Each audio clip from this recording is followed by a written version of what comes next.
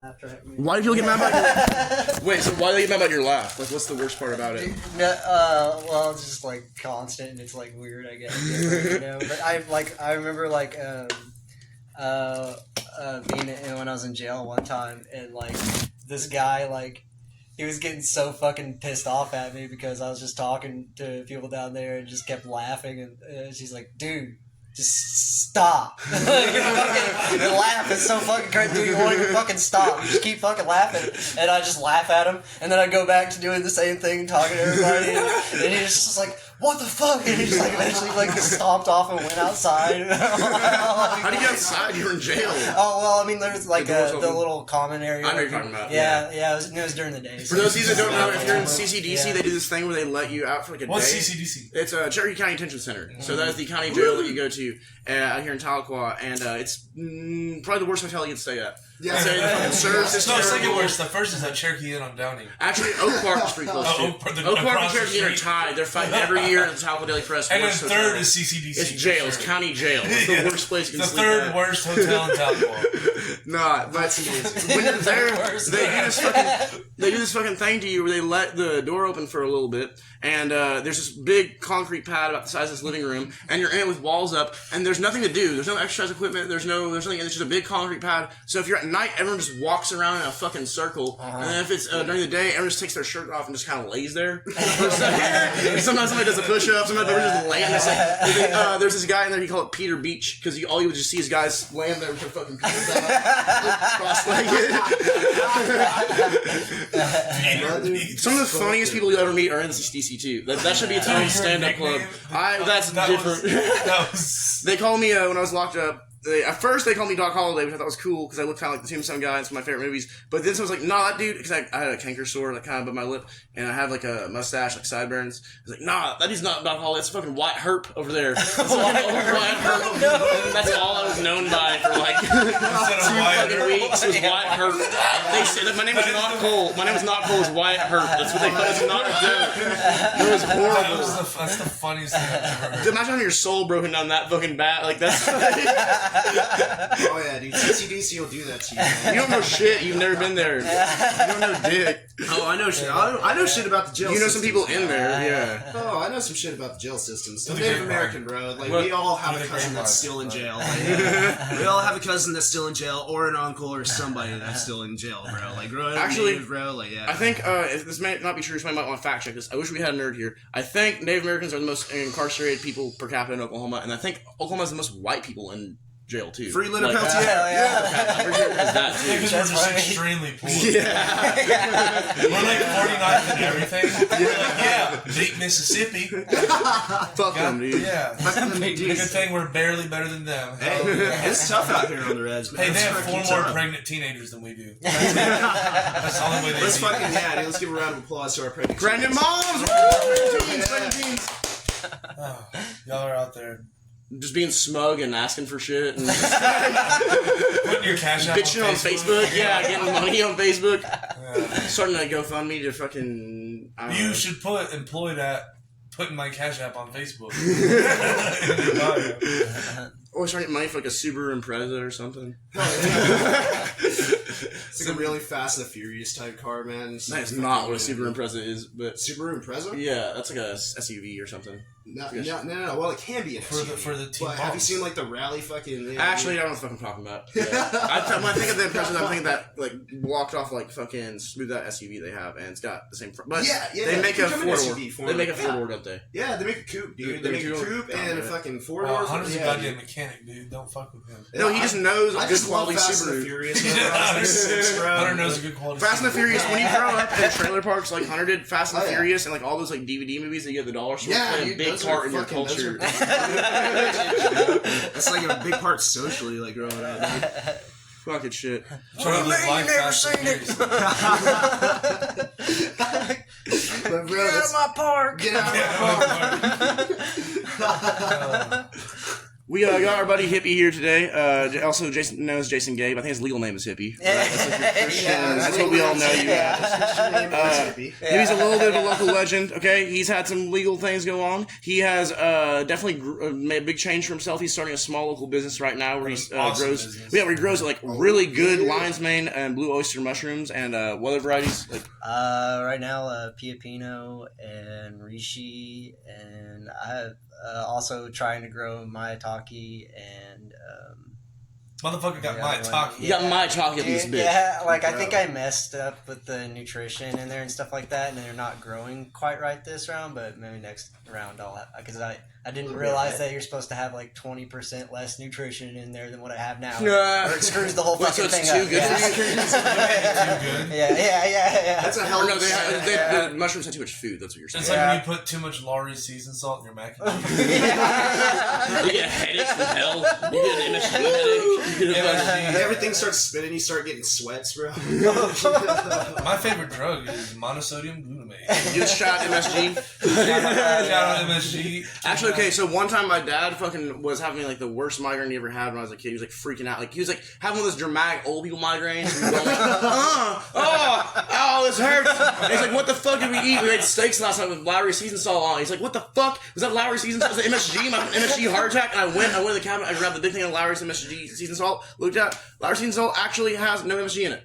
Yeah, it's just real seasonings. Yeah, he made it up. Yeah, he thought that's what it was, and then he was just having withdrawal or something. Yeah, he's just mushrooms actually have it naturally in them. Okay, wait, mushrooms have MSG? Fuck yeah! I don't know if it's different naturally than it is. I thought that was like a pre-made chemical. Whenever I see it, it's in those. I really am ignorant of MSG. Yeah, I just know it's. I think vaguely it's bad, is what I've heard. It might not be bad. The Asians eat it, right? And look at them, they live 180 years. That's actually the secret to life. That's the founding use meditation, seafood, and MSG. Yeah. He actually located in East Asia this whole time. MSG diet. The MSG diet, just stir it in cereal. Yeah. Brown fucking cereal mixture of MSG and like rice. No, he actually brought some. He said these are blue oyster jerky. Yeah, he brought some of these earlier. They're actually pretty good. Honestly, if you blindfolded me for the first 10 seconds, I couldn't tell you if it was beef or not. I wouldn't be able to. But then after that, it kind of like gets like real chewy. Yeah. You guys want to try? Yes, I do. I would love to try one. I think that'd be cool. Yes, These are black pepper. Yeah. Cool. Hey, how do people reach mushrooms if they want to buy something? Yeah. I mean, on Facebook. Yeah, my JH Fungi LLC. I have a website for them, and then my personal Facebook, Jason Hippie. So, fuck yeah. That's his legal name. Yeah. It's my Facebook name. My mom actually is the one that started calling me Hippie. Like I didn't know that. In 5th or 6th grade or something like that. Okay, can I tell you a story of how I learned of your name and connected you to who you were? Okay, so, and I think you said this is cool to talk about, but my mom got arrested for manufacturing methamphetamine when I was like a kid. Like, she had like a operation that wasn't that good, and she would do this thing where she would write lists out for her meth ingredients, like how like a mom writes out like grocery store lists, like if you like little pink post-it notes and say shit like, all right, get fucking coffee filters, fucking lithium-ion batteries, Dr. Pepper bottles, fucking this shit, and she'd throw in other shit on the list that she it's like what the fuck, and so she kept all of them. Where's my list? She was taking, this is like pre-Breaking Bad. She was taking like Breaking Bad level notes on like how to become like a meth cook and like keeping this gray tub. My mom was super forgetful, right? And so whenever she went to prison, we had to go through, and also law enforcement had to go through at one point the house and clear out where she was making the meth. And we found this gray tub, and stuff up in this gray tub, there's all these notes, and we're going through them, and like the third or fourth note on the list just says, Hippie owes me $40 for crank. Really? That's literally That's funny. And then years later, my dad. That's fucking amazing. Yeah, I was like a kid. Yeah. And then years later, I was like 14 or 13 or something like that, and my dad was, I think he was getting pills from a mutual friend that we had, right? And I would go over there because at first he was leaving me in the car during the drug deal, which is the funniest thing. But then at some point he's like, "You're 13, 14, you just sitting on the drug deal. You just sit at the trap house, right?" That's pretty much how I met you. Yeah, I met you there. Your dad. Just hang out. But it was you. I met Erica Harvey that way. I met Kimber that way. Shout out to her if she listens to this. I met a bunch of other people at that house and shit. And so I always remember you from that shit. It was fucking funny. But and I was who's this guy named Hippie with this fucking burnt out laugh and just shows up and fucking. And then years later, Hunter worked with you at McDonald's, right? Yeah, he was my manager there for a little bit at McDonald's. What kind of manager is he like? Hippie, dude. Fucking Hippie's chill as fuck, bro. He's chill, man. Just fucking Hippie, bro, up there. Sometimes he'd be like, fucking, like, dude, weren't you like, okay, so at one point, weren't you robo tripping, like, up there, bro? Yeah, probably. I remember he would keep on looking at me and, like, keep on doing, like, robot things. Dude, yeah. Robo tripping is. Just kind of like as a subtle like nod, like I knew what he meant. I knew what he was trying to say to me. Like. Robo tripping is taking a lot of DXM, right? Cough syrup, scissor. One time I was robo tripping and they just like no different. This is over the counter. This is over the counter cough syrup. This is NyQuil. This is not codeine because he's drinking like Robo DXM. Robo tripping. But I was robo tripping at work one time, and they tried to put me in the fucking drive-through window, and I was just like, "Wait, really? Like now?" Yeah, dude. They knew they're like, "Oh, it's gonna be fun." And I didn't even know how to do drive-through at all, dude. And like, they I just remember like they had me tell someone to like pull forward or whatever, and like. I, for whatever reason, like, stuck my whole body out the drive-thru window. I was like, hey, will you pull over there? Like, they just looked at me and were like, okay. Fucking pull back in, And I just, like, looked at the other person working with him. I was like, help me.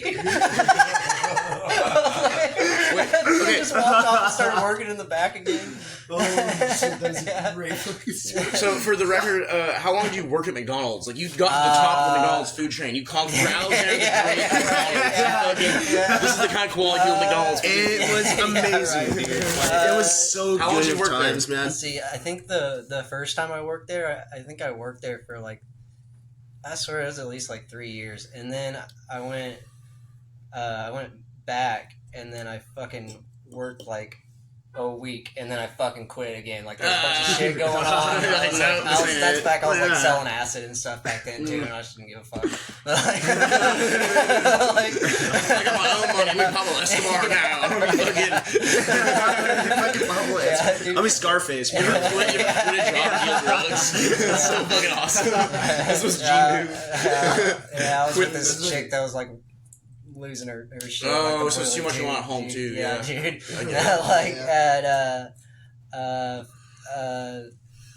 And then so like I went back again. I can't remember how long later it was, but then I worked there for like another 2 years or something. Damn. And then quit. And then I went and did like floor laying, and then was a pot dealer for a while. Little gaps in the resume. Did some trimming. Trimming some lawn care. Some lawn care. I did like odd jobs, and I just like whenever I bid jobs, then I just like bid them like as high as like I was just like. Bid them like ridiculously high, and then people would be like, "Well, I don't, what if they said no?" I'd just be like, "I don't know, I'm going home. I don't even give a fuck." So like a lot of people did actually work, dude. No, like anybody. I just was like, "Okay, cool. You don't want to pay it? I'll go home. I don't give a fuck." Wait. That's a cardio trick. That's a fucking classic. I don't even care if you hire me again after this. Like I've got plenty of money. I just want to look like I work sometimes. I want the gram. I want those be weed and shit, so I can just come home and look all badass. Need to exercise. This is actually better than gym membership, honestly. I'm getting paid to work out. Yeah, that's the mentality you need to have. Whenever I stopped selling pot, though, I just like I moved into this apartment, and then got a hold of a friend. He got me a job at McDonald's in freaking Stillwell, and I worked there for almost a year. At McDonald's in Stillwell? Yeah. That's the trenches, dude. dog. Dude, like I was like, I don't want to hang out in this town. I'm just gonna just working at the McDonald's there. Lower your life expectancy. It's like, wow, dude, this place is freaking rough, dude. Okay, real quick fun fact. Everybody on the podcast needs to listen to this because it's a great conversation starter. You can look it up. Allegedly, Stillwell, Oklahoma has the lowest life expectancy in the United States. In the United States is 57 years old, and there's a lot of different theories as to why. We could do a whole special on that someday. But if you guys want to Google it, and the average age of retirement is what, 65? Yeah, so that means not making it. you're expected to retire 8 years after you die. Is what they're trying to fucking say. Is that's when you can retire, is 8 years after we think you're gonna die statistically. Which is not even that. They just have a high death ratio of young people and old people. And the old people that live in Stillwell are pretty old, but people are dropping like fucking flies out there. A lot of people think it might be drugs, people think it's suicide. There's ties that there could be like lead or mercury or something in the water from a nearby plant in Gentry. But I think we should have a mystery detective special try to figure out why Stillwell's so fucked up. You know? That's so gay. They lead each other's cigarettes. You know, that's when you're trying to seduce someone, right? I know. Okay, well, I was about to pull mine out, but he was already had the fire out. He had the fire We're the homies. That was just fucking weird though too, because like when I worked there was this dude that worked. I mean, this old guy that like hung out there a lot. Yeah. And I guess like, there was like this old lady with him or too, and you know like think like it's this old lady or whatever. Like no, dude, that's his fucking daughter. But like he was like fucking around with his daughter. Wait, what the fuck? He used to like sell her out for fucking dope and shit like that. And then like they're just like, dude, it's like at the McDonald's? They're just like chilling. At the fucking lobby all But we know that's what's going on. Like, why is someone killing him? Why is no one weird though, dude? Because I remember that guy. He stopped me and started talking to me in the lobby one time, and he like, I was like learning how to grow pot, and I was using like mycorrhizal fungi and stuff like that, and he's like, you're growing the wrong kind of mushrooms. Like he knows the fuck he's talking about. So he started showing me all the oyster mushroom stuff, and I was like, I'm not gonna do that. Fuck that. Like later on, I was kind of thinking back about that. I'm like, that weird, creepy fucking dude in Stillwell do something. Knew some shit about mushrooms. Who fucking guess? Profitable as fuck. Dude, my dad's family fucking moved there from Texas, right? My grandfather, he's from fucking South Dakota, right? He moved from the Rosebud Reservation to Texas. Had my dad. My dad grew up there till he was like in his early teens or so, man. Then fucking moved to Stillwell. That place I used to visit fucking every day from the time I was like 4 or 5 till the time I was like, God, dude, I want to say probably about 12 or 13, like regularly. I even lived there like in my late teens, and that was a fucking trip. Yeah. How long did you live in Stillwell? Probably about a year. Well, no, about half a year. Half a year, I'd say, man. But yeah. And that was enough. All you fucking needed. That shit, dude. Holy fuck, man. It's a rough place, bro. Just fucking tons of broke natives, man. Just everywhere, bro, including me. Well, so I worked at the Schwann's plant for a little bit, and it was the most fucking soul-crushing, like, meaningless... What is the Schwann's plant? So the Schwann's plant, for those of you that don't know, is that there was originally a place called Stillwell Food and Dairy. Yeah, it was called that. And they made... Stillwell Fruit or something. Stillwell Fruit Company for a long... It's where it originally started. It's one of the oldest factories in Oklahoma, I think. And it's been there for a while, and a bunch of different places took ownership of it. It was a Granny Smith's cookie place for a little bit. And then right now, Schwann's claims it's the largest pie factory in the world. They can't confirm it because we don't know about China or not. But they say it's the largest pie factory in the world. And so they make... That's fucking crazy. They make all of those frozen pies that you see at their... You know, for a while, that factory was owned by Chinese people who made strawberry-flavored lube with the local variety of strawberry. You're not... What? Are you just it or not? They use entirely immigrants from the Mekong Delta to create strawberry-flavored lube. Like KY or a different brand? But it had that Stillwell taste to it. Okay, Stillwell taste. That might be fucking true. Like, what the fuck? I don't. That's what they said. People don't know that. It's an unaware fact. Actually, before it was a lube factory, it was actually a oil company. It was like a small oil greaser thing. And they had the oil left over, and I think the strawberries from Stillwell. Greaser. And they were like, but greaser, I hardly know. That's all I wanted. Okay, but for real though, the Stillwell Pie Factory is a really soulless fucking place, and so you can go to work there. It's about a 30-minute drive from Tahlequah, and a lot of people from Tahlequah work there, as they told me. Like, it's actually kind of a big source of income. And they make these big frozen pies that you see at the grocery store. Like they're the ones you get, like when you're too lazy to make a fucking pie and you just want something at the barbecue. Like they have a key lime, they have chocolate, they have a fucking cheesecake one. I don't know that they have a cheesecake one, I'm lying.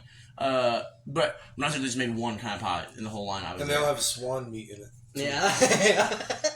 What's the name for that? There's a word for that. Signet. There's a word for swan meat. What is it called? Schwan. A schwan. There's a Schwab is pigeon. No, it's not called. It's not called. It's called. There's a word for fucking swan meat. No, the pigeon one is called Schwab, right? Is it Schwab? I thought it was Schwab. It's something with an ob on it, but I don't think it's Schwab. Squab. Squab. It's Squab. Yeah, that's Squab. Dude, this is fucked up. But Yeah, that's where you get like fat baby pigeons that haven't flown yet, so they don't have any muscles. like, and then you eat them. for real? You don't eat the grown pigeon. Well, you can. My grandpa shoots them every year, doves, and just wraps bacon around them and fries them. Nice. He's a dove. Yeah, A dove is a symbol of peace. Bacon dove. Yeah, well, my grandpa shoots them with Peaceful a bacon. 12 gauge. So Well, he and his brothers will shoot like 250 of them. Dude, what the fuck? Get all the cousins out in the Actually, field. I do think, now that I'm thinking about it, there is actually a type of 12-gauge ammo they make for dove and quail, is what it says on it. Yeah. But I always thought of hunting quail or pheasant with it, not like, you know what I mean, like bigger birds. But And all these quail go out in like the soybean fields out in East Arkansas after the harvest, and so all the rednecks out there, if you see little lumps of camo out in the pastures, it's actually rednecks with 12-gauge shots. And my grandpa's one of them. that's fucking awesome. Yep, we shot 600 doves this fall. Just got a whole generation of them gone. Yep. Just a whole... Wrapped them in bacon. Just a hole in their ecosystem. Oh, Hey, I'll tell you what, it's the best shit though. What it tastes like? It's like the dark meat, the best dark meat from like a best chicken meat, wrapped in bacon and fried with like a little bit of salt and pepper. That does make it Let's sound get some good. doves. That does make so good. What's He he got bird hunting? he goes. I think he goes in the springtime, or is it before the? No, it's in the fall after the harvest. There's like 2 times you can go hunting. Yeah, there's the winter, which is deer season. Well, not hunting dove. Like, Oh, okay. I specifically, don't want you to yeah. kill the entire population off, just most of it. That's how at certain parts of the year. That's how Yeah, if you Hawks try are. and catch a meal as a dove in Arkansas in certain months, it's dangerous. They'll lock you up. Well, They'll Glock you. They'll Up. lock you up. Lock you Put up. 9 fucking... You ever been shot by a park ranger? You've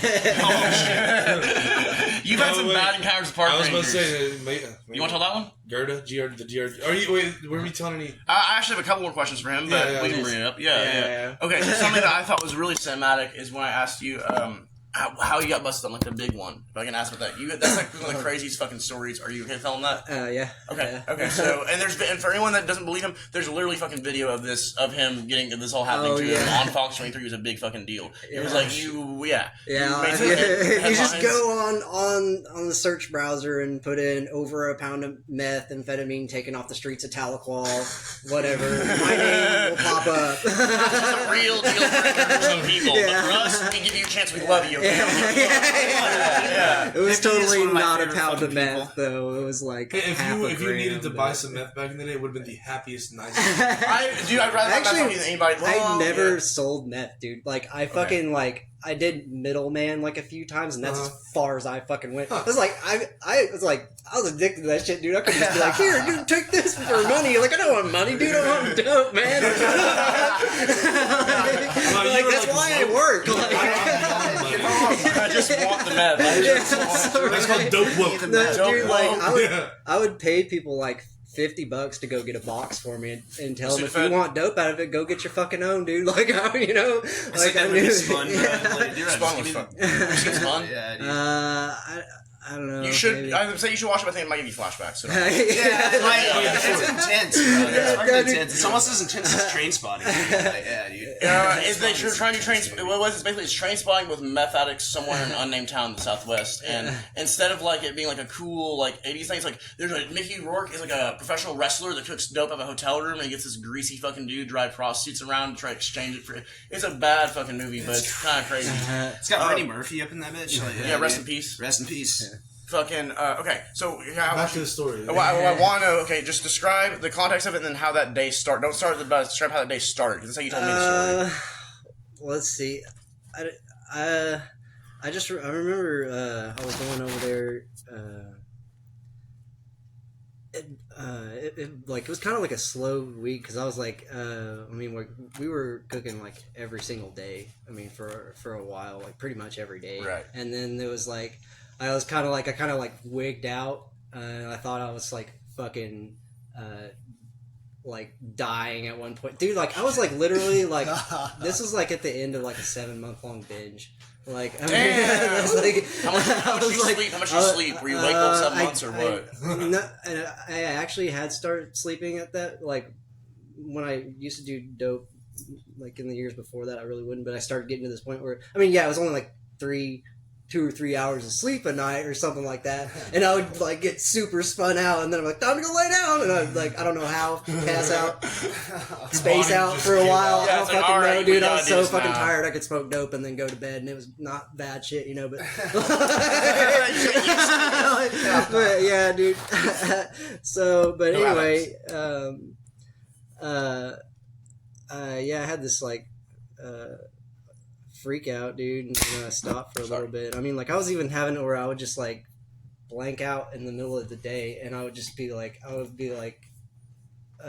like in a room, like talking to other people, but be like in somebody else's body, and like be like watching it and shit like that. And then like I'd just snap back. And I'd just be like standing in the laundry room, like staring at the fucking wall or something. And I was like, dude, like something's going fucking weird here, man. Like This is the bad like day. the prolonging of it, like the longer I went, like it's just the weirder. Like I was like, dude, I don't know, this is fucking odd. crazy, dude. I didn't have a normal job, so it's whatever, you know. Actually, I did. I was laying floor. McDonald's, yeah. Well, I quit laying floor like right before I got busted though, and 'Cause you were like, I was got trying to this. slow the fuck down and shit, and like Yeah, it's just like, I remember you told me yeah, that the mindset you were in was you wanted. You yeah, told me, like, but you gotta then, stop. and at that time I was selling like this crappy ass fucking weed for a friend of mine to like kind of help them out. Yeah. And like, I mean, they just let me smoke as much as I wanted. It was shitty, and they got like pounds of it for free or whatever. Yeah. And like, man, I don't remember where I was going with that. Okay, so help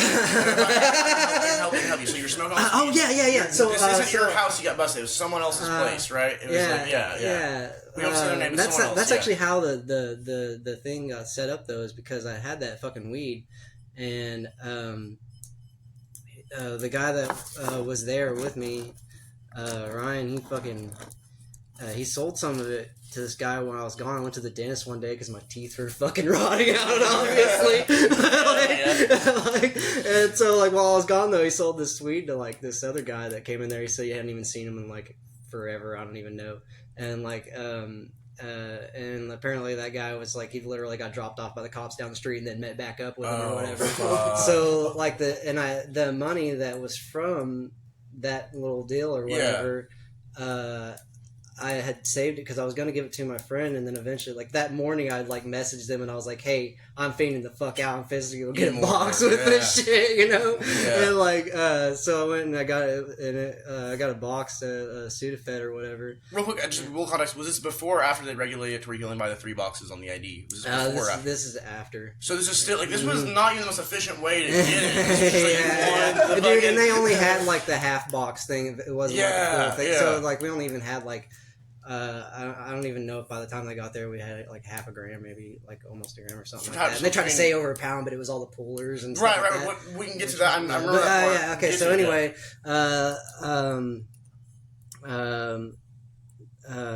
damn, fucking stone. You're good, man.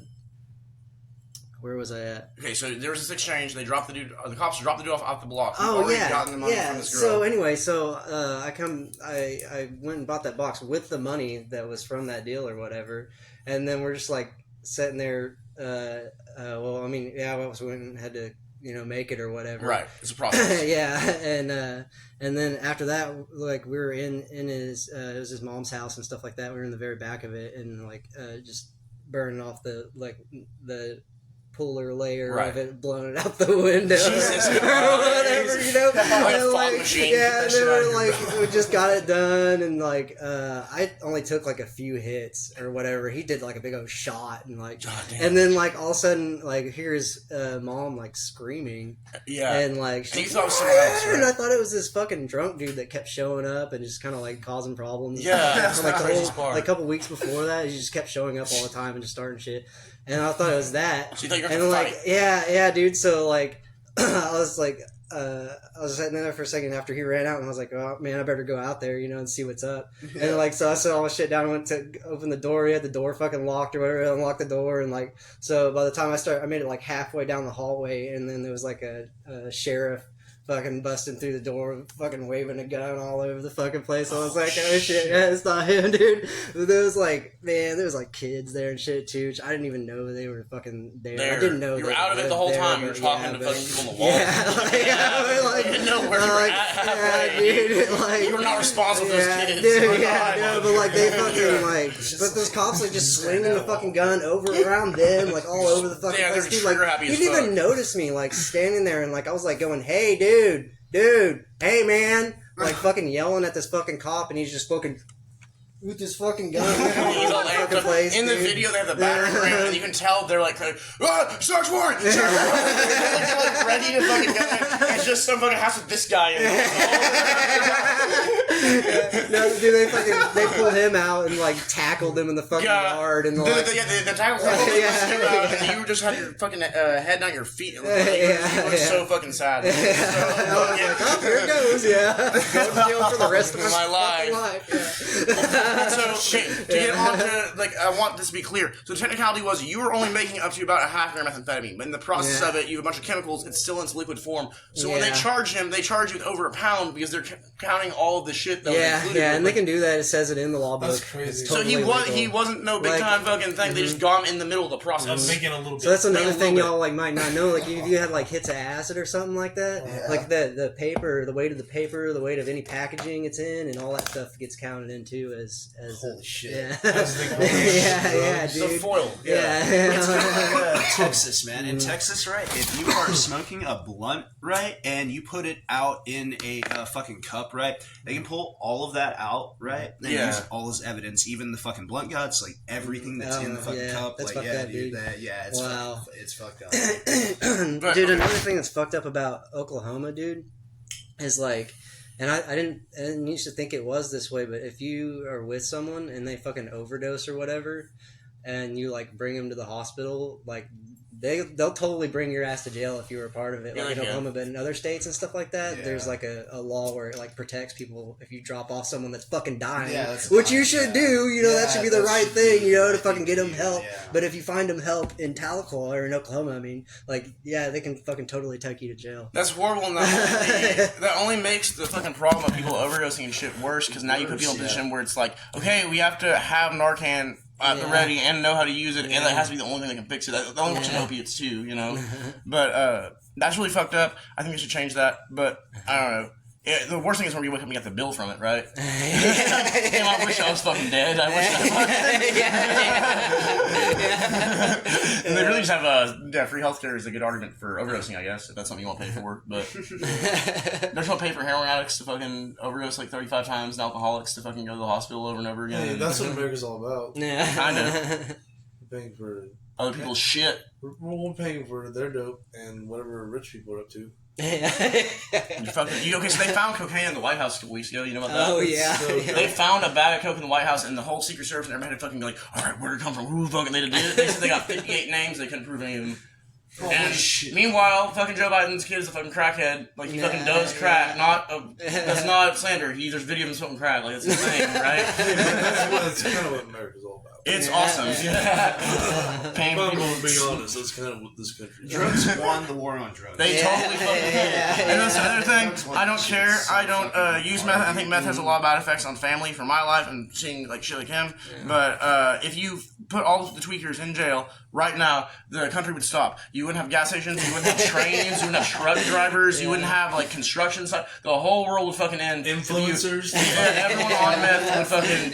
There'd be way less Snapchat accounts, Instagram accounts, Facebook accounts, and like fucking a lot less SoundCloud rappers, a lot less fucking. But the whole country would stop. So less driven politicians. There would be might be good. There would be more juggalos, strangely enough. Damn it. There'd be more juggalos. More juggalos. Bro. Because it wouldn't be dying. The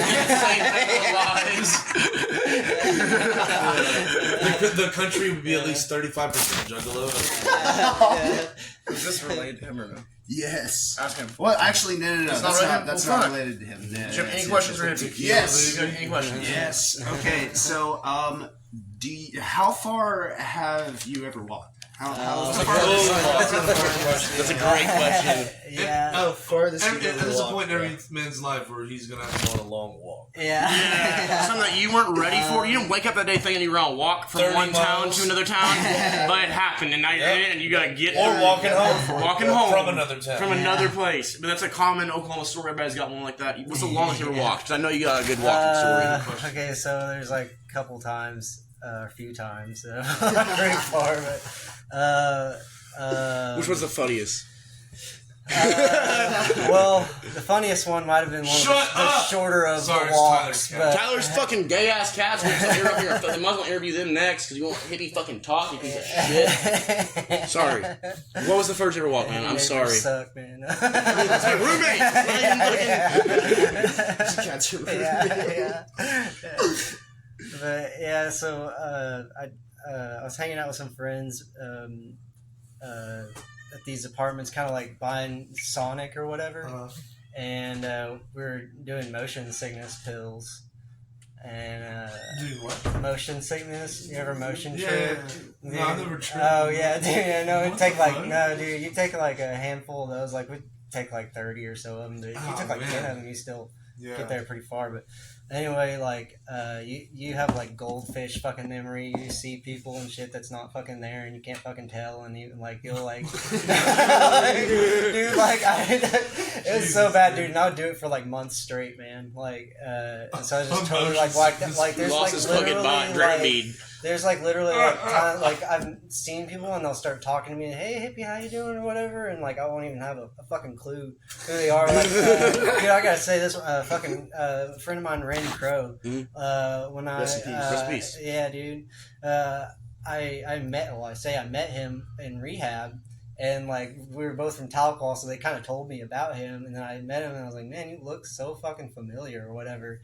And we were friends up there, and we hung out. And then it's like, I got back into town, and I was telling a friend about him, actually, Alex Smith. Yeah. Rest in peace as well. Damn, dude. But fucking, I was telling him about him. He's like, what do you mean, dude? You used to hang out with him all the fucking time, dude. Like, you guys tripped a bunch of times together and partied and all kinds of shit. Yeah, dude. We didn't even, neither one of us actually remembered hanging out with each other, but apparently we hung out, like, quite a bit for a while. Like, that's how fucked up I was, dude. Like, I didn't know he was. That way, dude, for a long time. And then him vice versa, like, or did you remember? Dude, yeah, there was a bunch of times where, like, people would have, like, my friends would have to tell, like, random people I was retarded and stuff like that. I would, like, try to get in people's cars and stuff, like, at the park, just, like, jumping in with them and stuff. Like, he was like, what are you fucking doing, man? They're, like, knocking on random people's doors and just standing there, like... you got, like, a burglary charge from that, right? I got a disturbing the peace charge. From doing it? And I was, like, I think I was, like, on, like, 2 weeks binge then. Yeah. And the night before, we were at these apartments by Dano's over there, and I took Robitussin and like washed down motion sickness with the Robitussin, and then we smoked Primos, you know, like fucking blunt. PCP? No, blunt with cocaine. Oh yeah, and fucking weed or whatever. Yeah. We were smoking a bunch of fucking Primos and shit, dude. So I was like supercharged, whacked out, seeing people that aren't fucking there. Like, and I left. I guess they said like I was in the back. There was like a back like yard little space or whatever. It's just pretty much big enough to smoke cigarettes, and there's like this big tall fence. I guess I fucking jumped the fence and just left. So I like come to and I'm like fucking by the trailer park by the baseball field. What the fuck? Like, and I like remember picking up this metal bolt thing and like looking at it, and just sticking it in my fucking pocket. And then I like black out again, and I'm like wandering around this fucking neighborhoods and shit. I don't even remember where. And then I black out, and I'm like standing in front of this fucking house, and I like walk up to the fucking door for whatever reason, and I just fucking knock on the fucking door, and this old dude comes up and he's like, "What's going on, man?" And I was like, "I don't know, dude. I'm sorry." And then I just like I black out again. like as soon as that whole thing happens, or I just whatever, and I black out again, and I'm like standing, and I see this same house again or whatever. I don't know if I really knew it was the same house, but I walk up to the door and like knock on it again, and the guy's like, "What are you doing, man?" And I was like, "Dude, I'm sorry. I don't know, man. I just like I keep fucking showing up over here, like I can't stop it." So I just fucking black out again, and I'm fucking like, yeah, no, dude, and I'm like out in this fucking yard, and this dude starts. I guess I was trying to get in his fuking car or something like that. I guess. And this guy's like, yeah, dude, he's like yelling at me or whatever. So I'm like, get to safety, So I run towards his door and try to go in his house. He like threw me off his fucking porch and shit, dude. And then I fucking black out again, and I fucking like I see this fucking house again, and I'm like, I start walking up and I knock on the door, and the same old guy like comes out. He's like, "What the fuck are you doing?" And I'm like, "What is wrong with you?" And I'm just like, "I don't know, man. I'm fucking sorry. Help! I need help. I don't know what's going on." I'm so sorry. I'm not. And he's like, "I'm calling the fucking police." And I was like, "No, dude."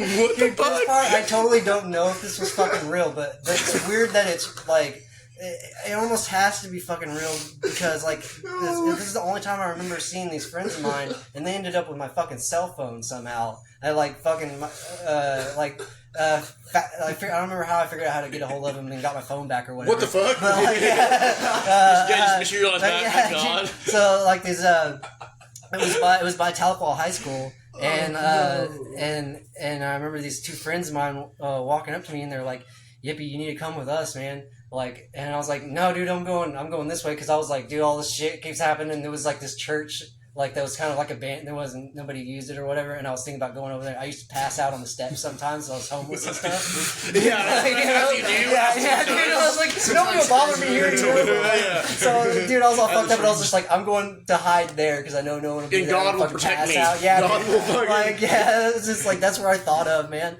And like, so, and it was kind of close to there, but. And they were like, "No, dude, you need to come with us." And I'm like, the fucking sirens are that way. What do you fucking mean go with you or whatever? And they were like, "No, man, trust us." But I remember we always turned around and started walking back. And I remember seeing that fucking old dude. And like, this is part, I don't know if it was just me tripping or not. But like that old dude was like walking up the street with a pistol in his hand. And he was just like fucking mugging me like while I was walking by, dude. Fuck? And like we just kept going. And then I black out again. This causes a lot of gaps in your memories when I'm noticing. And then like I'm in this fucking alleyway. It's like Pulp Fiction. And then I remember hearing someone say, "Run, cops!" And like all of a sudden there was just lights all around in front of us, dude. And I fucking turned around and started fucking running. And then I forgot what I was doing. You forgot what you were running from? I was like, no, dude, I was like, wait, what? What's going on? And I turned around and started walking back, and I walked right into like the fattest fucking cop in the whole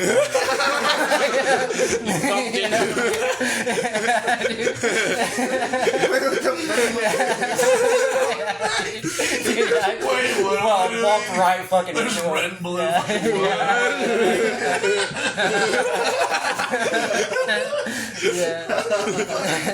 Yeah, they were giving me like sobriety fucking tests. Sobriety tests, like over and over. Like I kept filming, they were like following the pin or whatever, and I'm just like, but you weren't drunk. Like, you weren't drunk. Like, oh yeah, he's obviously fucked up. And I remember going, well, like, do you guys want to arrest him or whatever? And the cops were like, this is like one time where they're actually. Nah, I don't think we're gonna do it. I mean, like, whatever. And then they looked at the old man. They were like, "So, do you want to press charges?" And he goes, "Hell yeah, dude!" And I was like, "God damn it, hell yeah, I'm just trying to fucking get home, and I don't know what the fuck's going on, man. I just keep." They're like, "So you're not on any drugs, though?" And I was like, "No, bro." Like,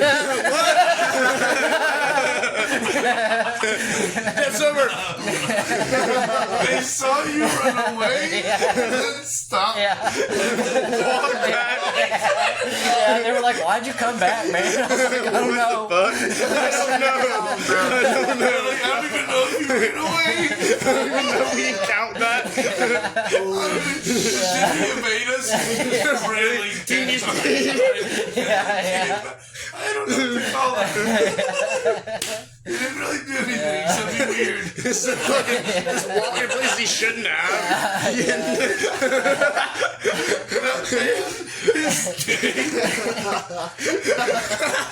I got a disturbing the peace. You're disturbing. You can arrest one man. He made his night really weird. Made his night so fucking weird. He was trying to get you out of his house so you wouldn't stop showing up. But you ran back to his house. Every time, yeah, dude, yeah. It's like, That's some real shit. Crazy shit. Yeah, he's I'm so sorry. Scary man. And you run into his house, his lair.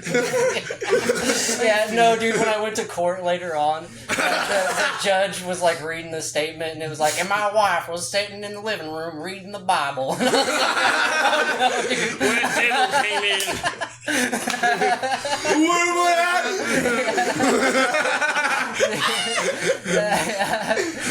Where am I at? And then You son of a bitch. Throws you on the porch.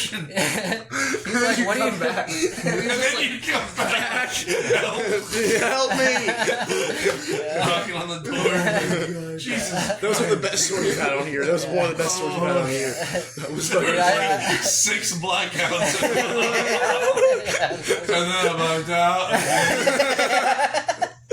Dude, you just kind of flash in and out. you got a gun and then I blocked it. I was looking in your life. Yeah. That's why I'm like, maybe it wasn't real, you know? Maybe I just saw him walking there and like was hallucinating. You went to court for it. It was real. Yeah. Oh no, that was definitely real. But I'm not sure, like him walking up the street with the gun. Like I just remember. Okay. I mean, like he was clear as fucking day. But like, dude, like you see all kind of people. Like literally, like when I was on that shit, dude, I'd just be wandering around town, and like I remember specifically a lot. Like this was like when I was still like at high school or whatever, and I remember like a lot of my friends, they were in band or whatever, and I remember they were they were all out of town that this specific time. I mean, this happened a lot of times. This time, I even knew. I was just like, what the fuck? But I kept seeing all of them all around town. I remember just waving at everybody, like driving by in their fucking car, and be like, oh man, there's blah blah blah, and waving at them all fucking crazy, and it's like, dude, I overdosed that time too. Yeah. On Grammy? Yeah, dude. Because I taken probably like 30 or something of them that Jesus day. Christ, how many tubes was that? Well, there was like, they came in 100 count bottles. There was like, this specific brand, and man, they were like a lot stronger than the other. Like you went for the off-brand ones. Yeah, dude. They're really crazy, dude. It's a good old. But yeah. Yeah. So, and then I remember I went to Norris Park or whatever eventually. And luckily, like, this friend was actually fucking there. Like, him and some other friends were down there. Yeah, my buddy fucking GW, man. But, like, he fucking,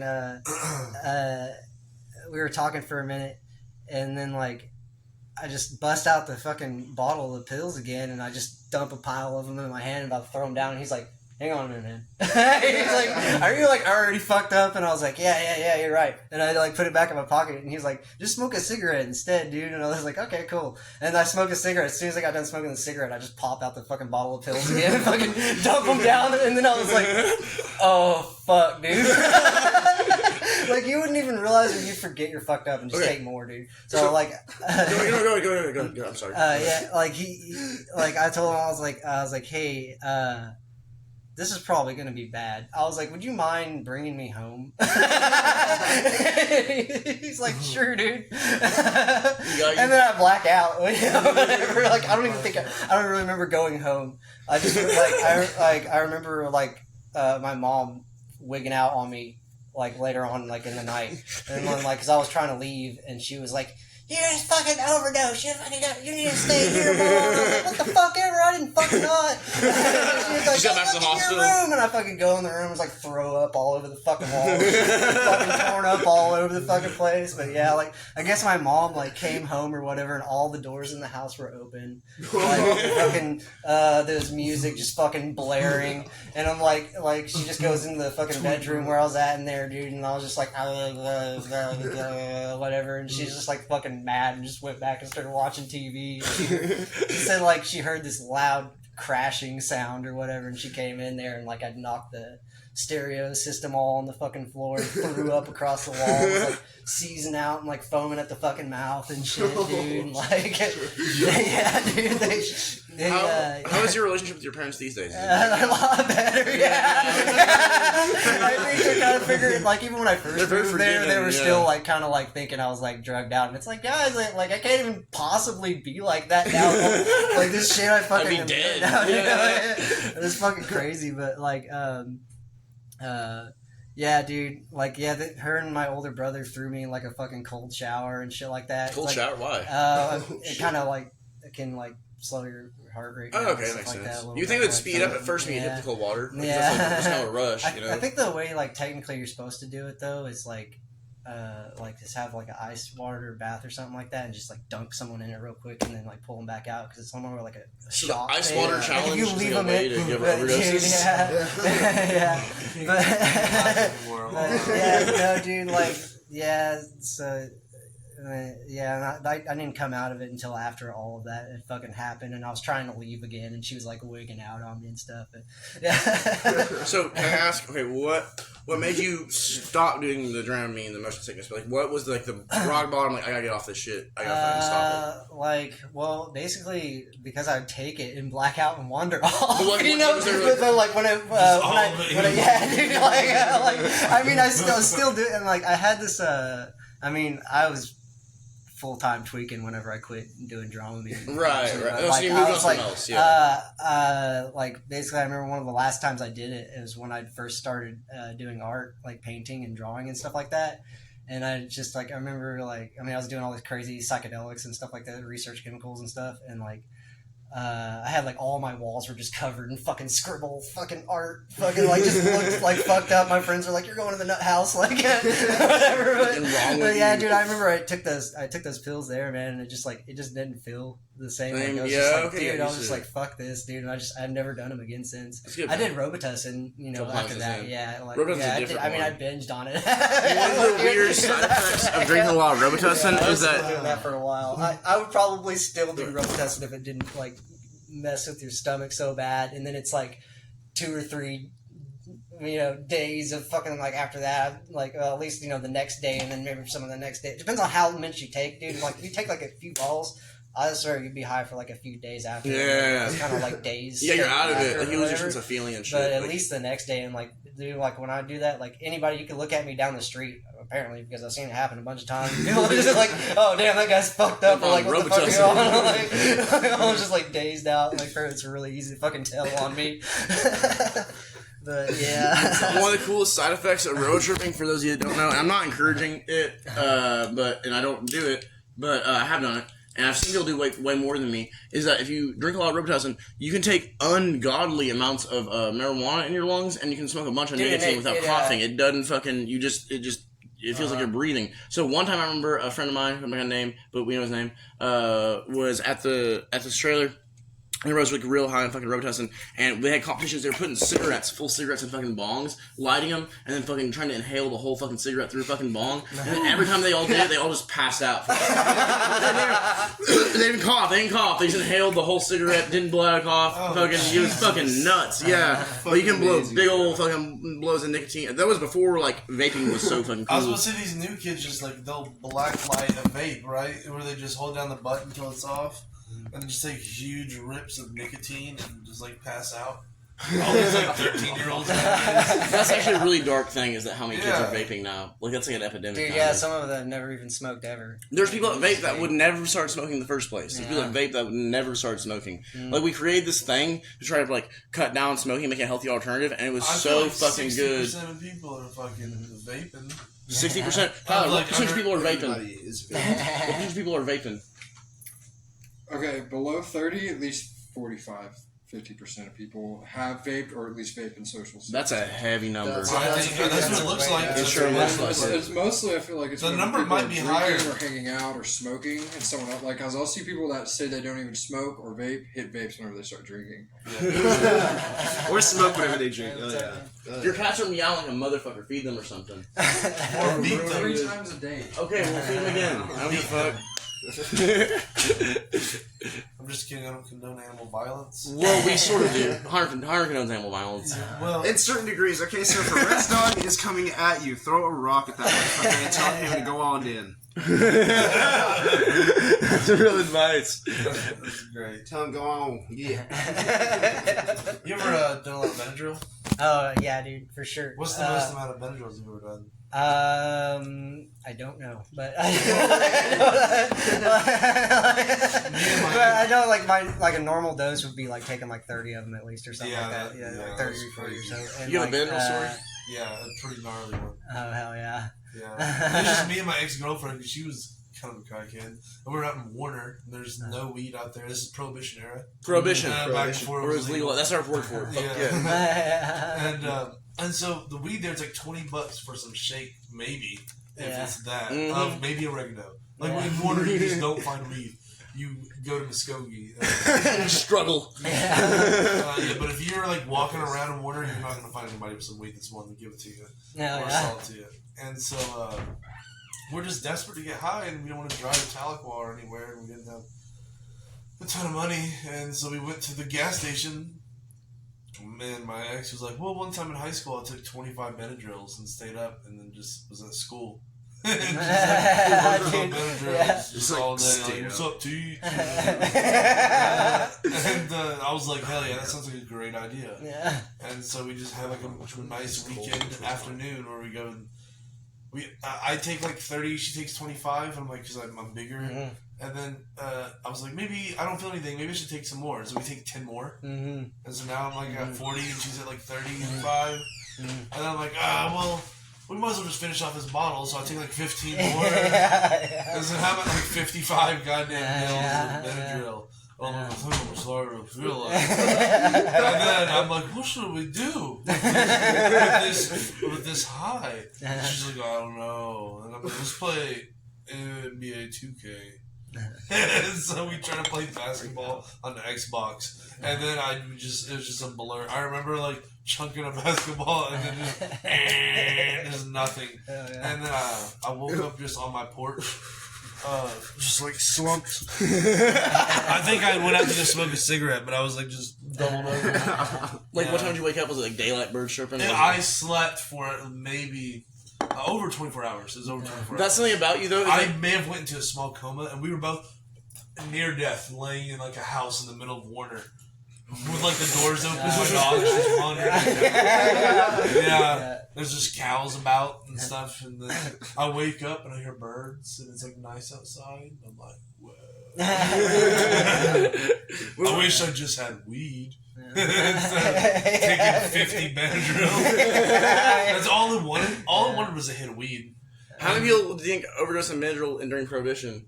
Or like fucking cough syrup or fucking Dramamine or whatever. You know what I mean? Benadryl is pretty much the same thing as motion sickness and. I thought diphenhydramine was way worse for you. Yeah, it's diphenhydramine, diphenhydronate, and stuff like they're all like very similar. Yeah. Okay. I've always heard. I don't know. The high is definitely pretty similar. I think the motion sickness pills though are definitely like I feel like when I took Benadryl there would be like sometimes like I'd be able to talk fine but it would be like fucked up, and then like sometimes like you wouldn't be seeing people as bad, but you'd be like really fucked up and maybe still couldn't. It was like, but then like I feel like the straight motion pill one, like every time I took it was like, like you know, like seeing people that aren't there, like the full experience, like every time I took it, dude. But one of the times I took fucking Benadryl, I was in fucking rehab and I ended up fucking in jail too. What the fuck? But it was totally just like a random thing, dude. Because like, I was actually like I did some step work or whatever, and you know, like the 12-step thing or whatever. Yeah. And so. So to explain that, are you talking about like whatever the My Name Is Earl thing? Where go back and fix up all I was in Pitcher, Oklahoma, which is like one of the worst natural disaster sites in the fucking world. Really? Like I didn't know that when I got there. Yeah. They made me sign fucking paperwork. You know, like if you get cancer for whatever. What happened? What happened? It's a lead in the water. They used to be like one of the main mining towns for it in the fucking like it was like World War II or something like that. Like the whole part of the town's all mines and stuff. Yeah, He's dude. purple. There's these piles of stuff. It's called like chat, like all around there, like these enormous mounds of this shit, like just right around the entry of the sound. Yeah, it's lead, zinc, all kinds of shit, and it just blows in the wind all over the fucking place out there, dude. I lived there for like 5 months. Yeah. Yeah. Did you work at the chicken plant when you were doing that? Yeah. What kind of chicken? What was the chicken plant like?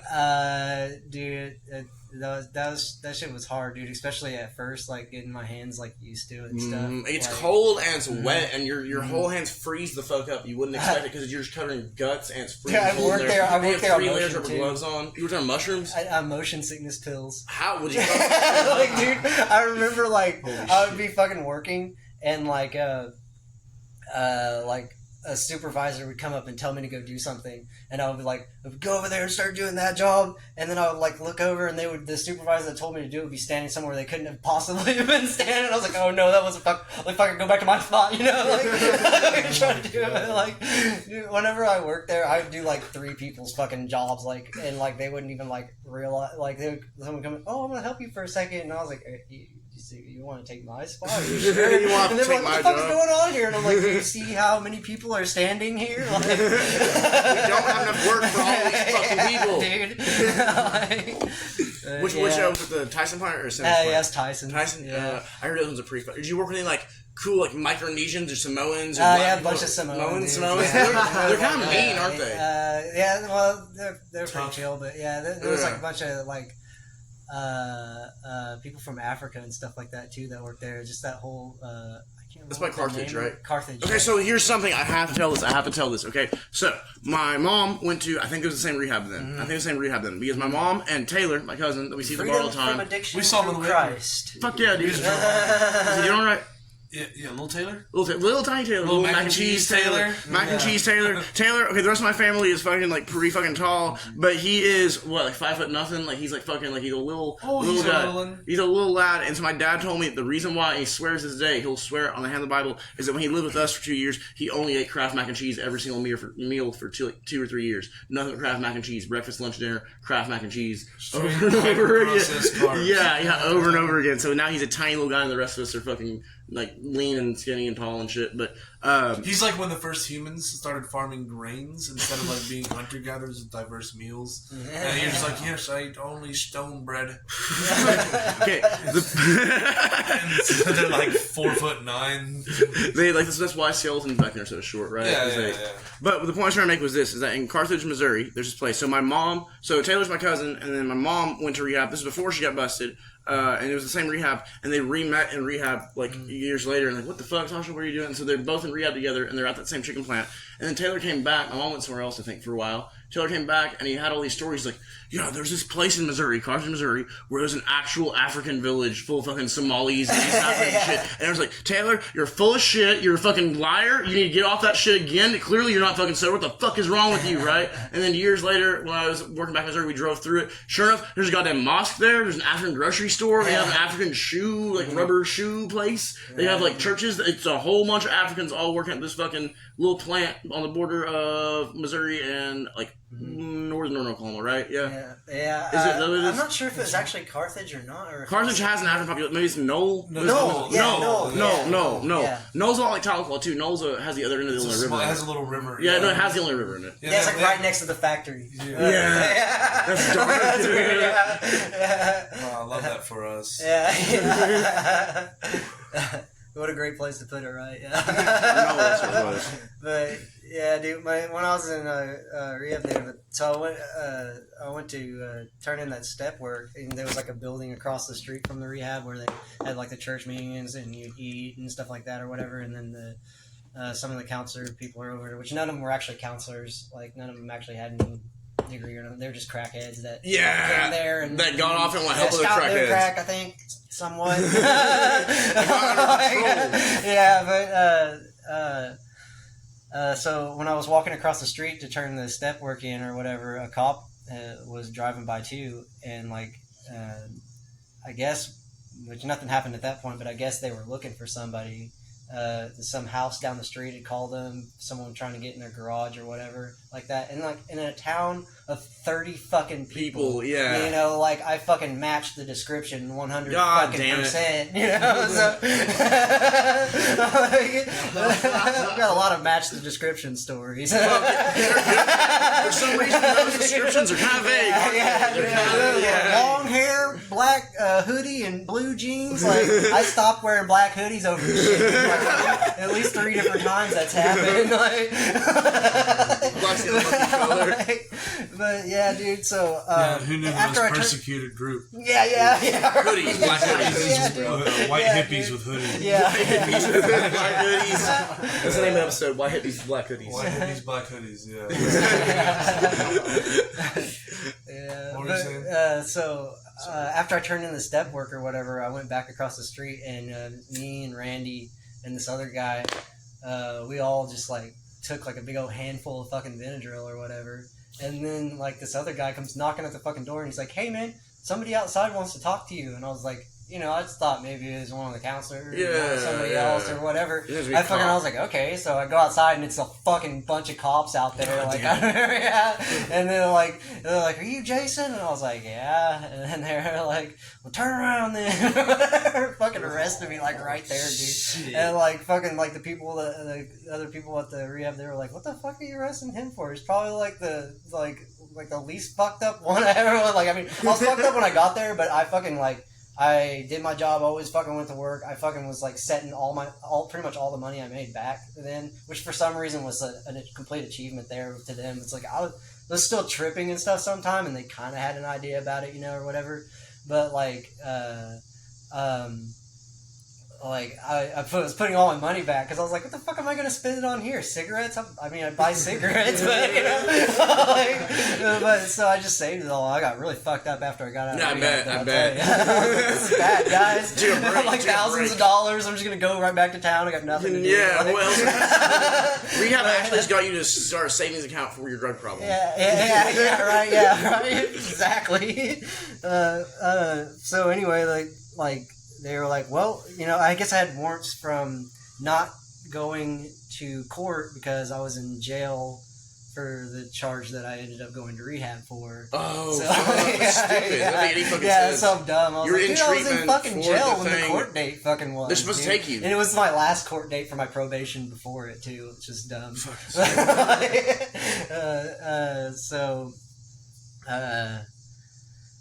They brought me to what is the county jail up there? In Pitcher? It was in Miami. It's like Miami County, right? Or no, it's Logan County, or no, it's what was it called? Not Canadian County, not Logan County, not fucking Miami County. It's not Delaware County. I can't remember, dude. But they put me in there, man, and it was like, dude, it was way more ghetto than the Miami was. Here. Yeah, I was in a crazy hospital. Miami fucking sucked, ghetto, dude. Yeah. It's the only time I will never back Miami, Oklahoma. The only times I went to Miami, Oklahoma was when I was in a mental hospital, and then when we got to buy us a Grand Marquis for $13,000. Which is so nothing good happens in Miami. I ended up staying there for a little bit, which is weird because there was a time when I was in rehab and I was like walking back from the Walmart and I got some Robitussin there and was like tripping, and I just had this moment where I was like, I'm coming back here one day for some fucking reason. That's weird. And then I ended up fucking back there like a couple years later or whatever with this chick or whatever and stayed there for a while. This is the shittiest fucking town ever. That's our version of Miami. Yeah. So yeah, if it was always it's spelled Miami, but we pronounce it Miami. And you can tell if someone's from here or not based on how they say that. Yeah. Ottawa County. That's what it is. It's Ottawa County. You're right. You're right. Thank you. So I went there and like by the time I actually got to the jail is when the Benadryl was actually like starting to kick in. And I was just like, oh no, dude. And they were like, so, well, do you want to get your phone call or whatever, you know? And I was like, you're kind of scared to at first. I was like, I don't know, because I wasn't sure if I could talk right and stuff like that, you know, just from doing it a bunch of times in the past. I was like, I don't fucking know.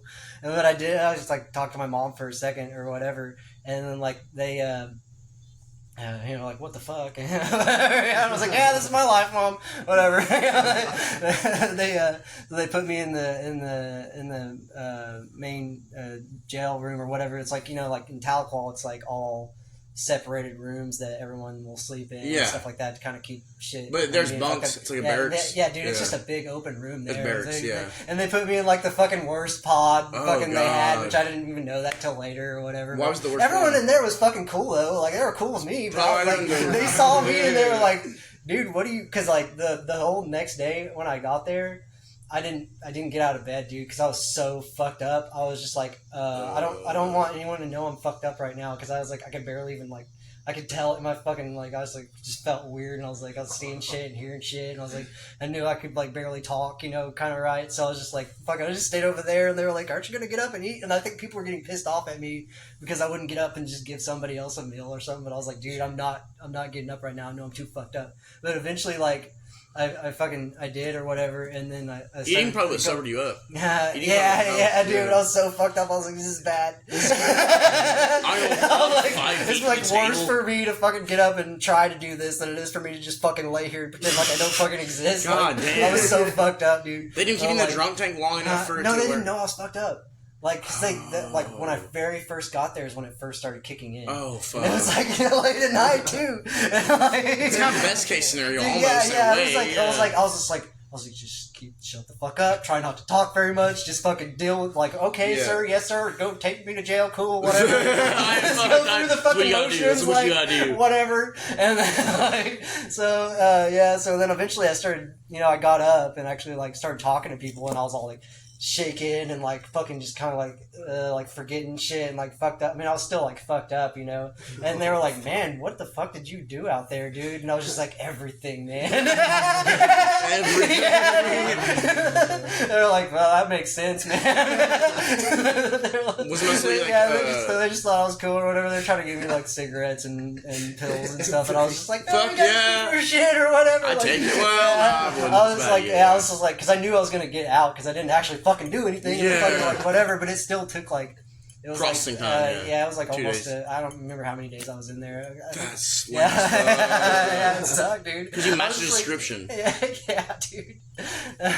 It can happen to anybody, guys. Don't ever judge someone for their time they spent locked up or the choices they made, and they can still be a good fucking citizen after that. I just want to say that, Don't ever trust a girl so she just has a friend. Or she had a piano.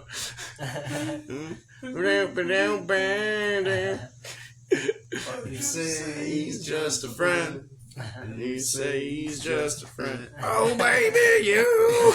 God damn it. God, what that dude. Okay, so my joke about Biz Markie was that I would always tell the twins because they're really easy to convince shit. But they play that song, and I'd be like, you know what happens at Reagan shut down all the mental hospitals in the early '80s, and so like all these like mentally ill people were out on the streets, and Biz Markie was one of them, and he might have been like a little slow, and he won like a contest or something, and that's how Just a Friend came out.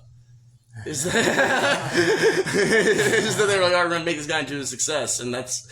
They found a functional autistic rapper off the streets. How to perform a #1 hit. And then all of his lines, it was like before gangster rap, so all of his lines are like, I went up to the dormitory, asked her what room is in door 3. Like, it was like, most I like... politely walked into a college and asked, where's my girl?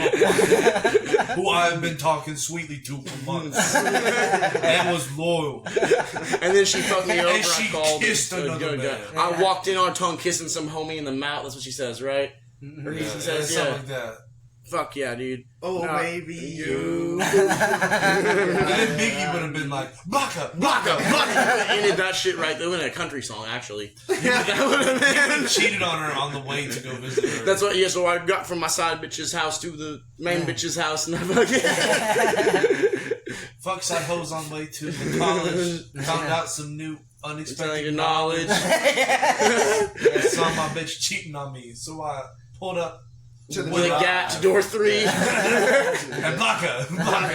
Don't ever trust a bitch, says a friend. Fucking...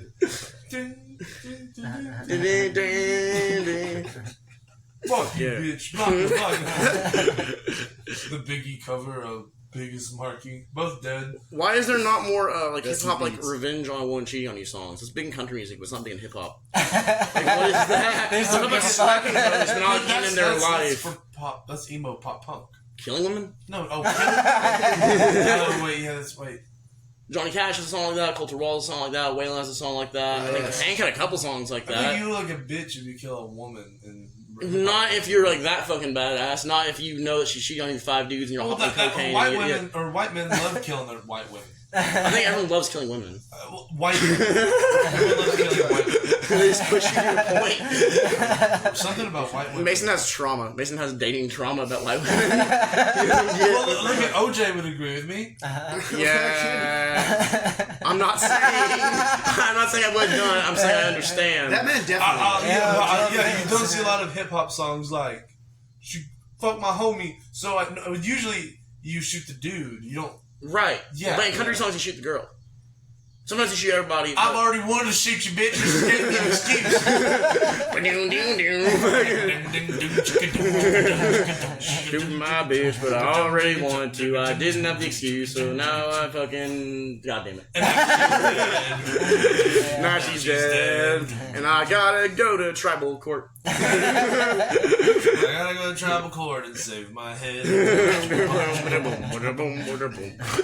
White men love killing their wives. And see how far they get. Black men don't kill their wives because they don't really give a shit. Let's move on. Bro, you gotta tone down the racism.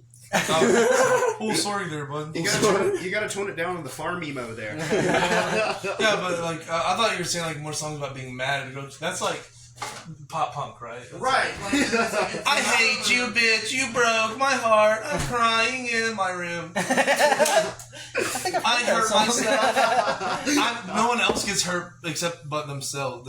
I cut myself. Like, he doesn't hurt the woman or the guy who fucked him over. He just like drinks a lot of PBRs and vlogs about it on his Insta. Writes music, beautiful music, for other girls who also cheat on him. Oh my God, he'll write a song about me. But then you meet the guy and he like can't change a tire and he can't fucking like manage his own money and he just. Why do they cheat on me all the time? I can't tie my shoe. Oh, fucking shit, dog. I don't care if you fucked him. I already fucked your sister. Block him. Block him. Oh, the first black guy to kill his wife. Yeah, kind of in the Johnny Cash. That's where I got the idea from. Yeah. He was influenced by us, but then I was influenced back by him. Block it. Nah, man.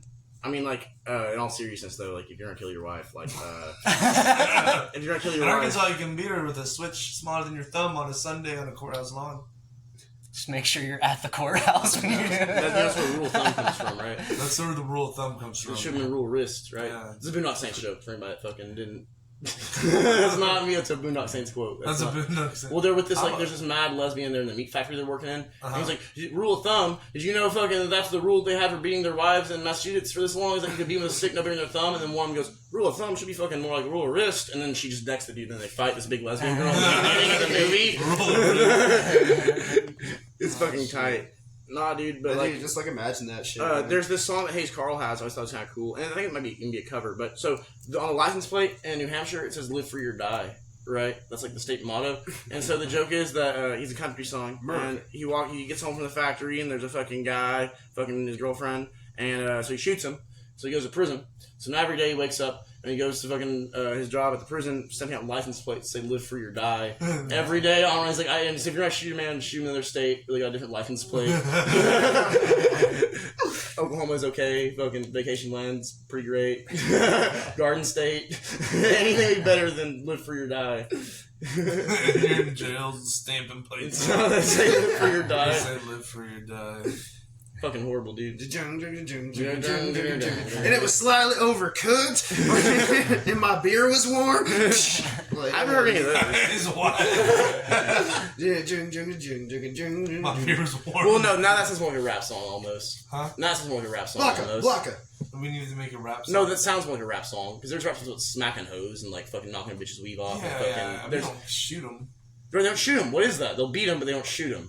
They're black. Like Eazy-E's bragging about smacking hoes and shit. Like he does his thing. Ice-T did this weird thing where he was in a commercial against sex trafficking, and I was like, wait, didn't you have fucking songs where you're like a pimp? Like, where you're like fucking pimping, like didn't you have songs where you're the guy that they're fucking... I'm a changed man. I'm a changed, like, auto-tune. That's fucking funny.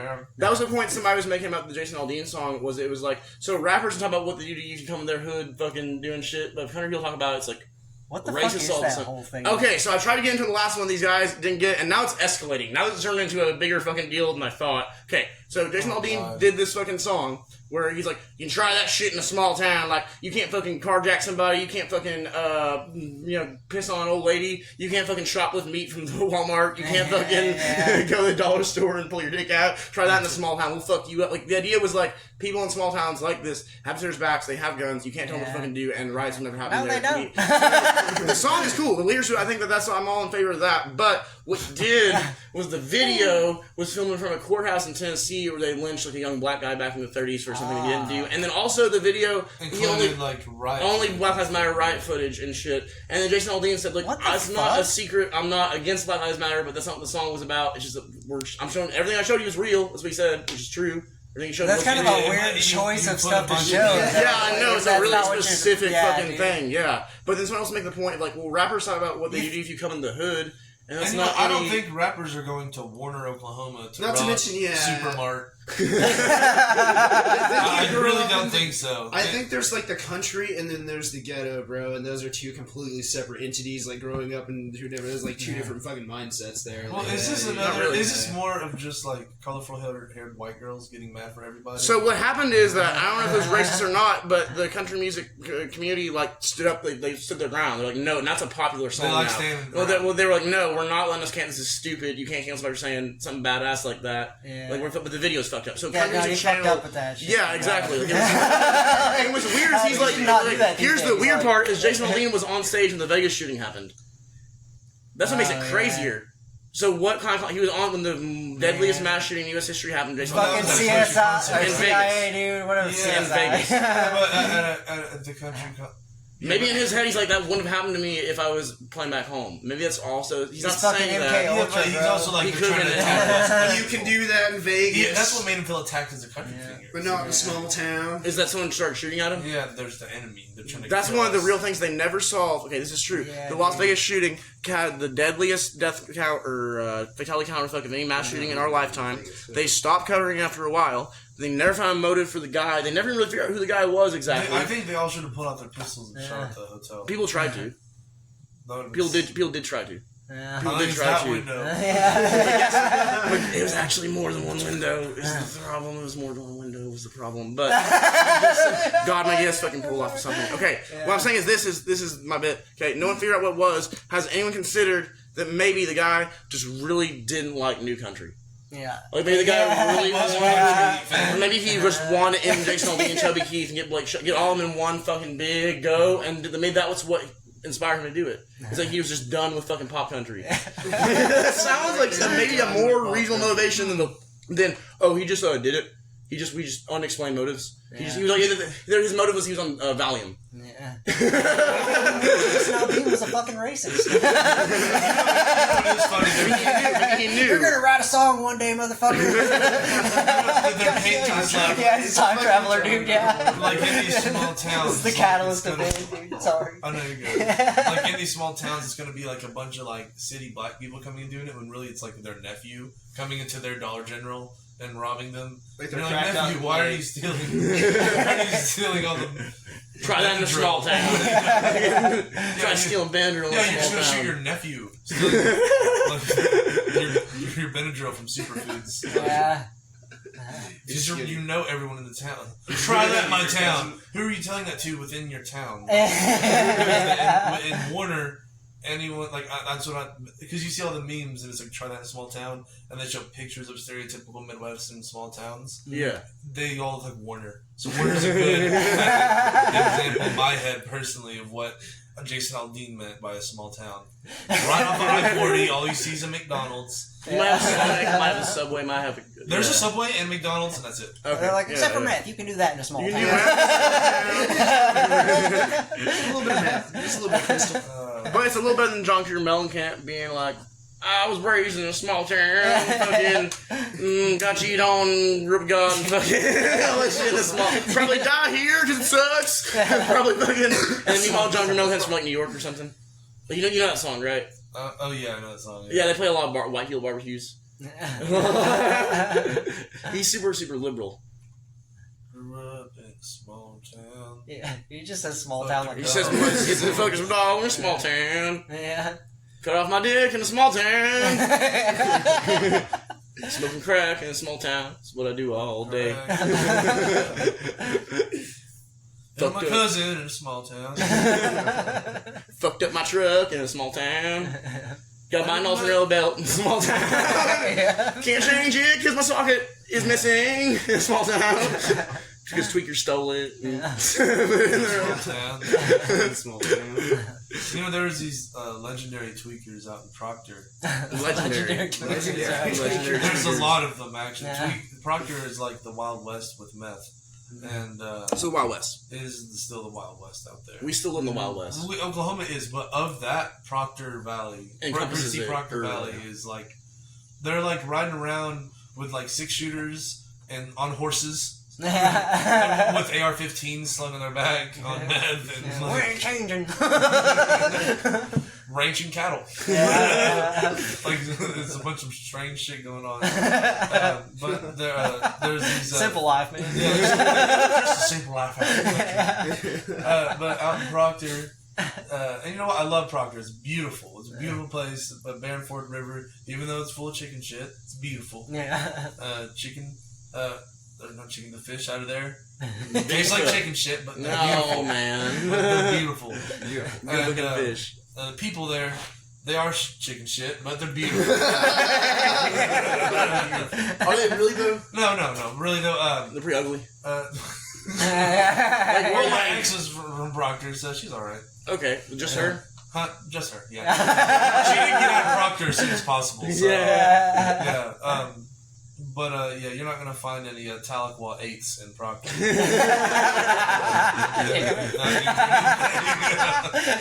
But the Little Johns, so there was this old lady named Dolores. She's like 902. And, she lives on the old family farm. She has like a bunch of acreage out by the river, and it was like a thriving family farm, but now it's just her. She's old and she has like a tweaker grandson. That's just up to no good all the time. And there's a giant barn that he's converted to like his tweaker temple. Oh my god! And he has giant speakers he's stolen over the years. A whole sound system. Yeah. And so what him and his crew would do is they drive into town with a flatbed trailer and steal bikes from children. Yeah. And then they'd spray paint all the metal blue and then plasma torch, like cut it off into little blanks. You can't tell it's a bike anymore. And then sell it for $200 in scrap. Oh my god. Know about it again. Wow, dude. And that was one of their side hustles. That's such a fucked up hustle. Well, I mean, I used to steal bikes too, but not just like wholesale. Yeah, not chop them and sell them. You can see them head up downing with a bunch of just little blue chunks of metal. Oh my god. And you'd be like, hey, Verlin. Just yelling. Doing gangster shit. Yeah, gangsters should just fucking tweakery white dude. Oh well, they're also the most prominent meth dealers in Proctor. Yeah. Everyone's family had half the family was on meth. Yeah. That town is devastated by meth. Like I said in the first episode, okay, methamphetamine has done a lot of damage to my community. It's horrible. Around me. It's very sad. It's a theme, yeah. You see a bunch of like hardworking old country people, and like they spent their whole lives doing a farm, and they're still out there feeding cattle at 5 in the morning. They're 70, and their son is in his 40s, and doesn't raise his kids, and the kids are somewhere else. He's showing up at your house in the middle of the night saying, hey, go get some needles they use for diabetes. Just like borrow your truck, man. Just like borrow your truck. Let me borrow your truck again. And you love them, so you let them. It's fucked your damn truck. And that's what Proctor is. It's really just getting your truck broke by your son. And your sons will kill their brothers. The story goes on. And It's skinny tweaker cousins, and and they raise more hell. Just generation, and then you just have all these like ADHD riddled kids of tweaker parents. That's the third generation of the Proctor kids that are now coming into bloom. Now, hopefully, they will prosper more than their parents did. I don't know about you, but something that I always thought I had to explain to people is that the reason why I talk so fast and I like my train of thought the way it is isn't that I did meth, but I was around people that did meth my whole childhood. I didn't realize That's it. how they talk. So I've noticed someone told me that they think some of the reasons some of those Indian stuff like that is they're on drunk people all the time. And so they're just kind of like fucking. And I heard, and the person that told me that was a Cats bus driver, just so we're clear. So it's not like. It wasn't Dave. I was like, I think they talk like that because everybody's drunk all the fucking time. You hear a lot like slow, and so I think there's a reverse that. Why are you going so fast? But if you're around a lot of meth addicts, maybe they talk at a higher fucking frame rate, and you just sticks with you. So now there's new cultural linguistic groups being formed. Wild. Yeah. Yeah, my language descends from the tweakers of North. My tongue, my native tongue. From the tweakers of fucking Southwest Missouri. No, their variety, they say this way. Yeah. Fast They say it also. this way, yeah. They say it Also too fast. fast. And fuck it up. They're fast in a different way. One more dangle, one more around the way. dangle.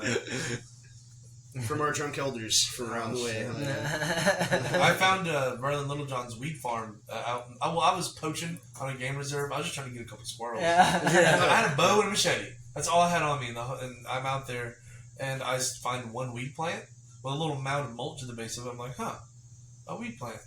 And then I had weed, and it was not grown yet, and I knew that. I didn't want to just destroy it.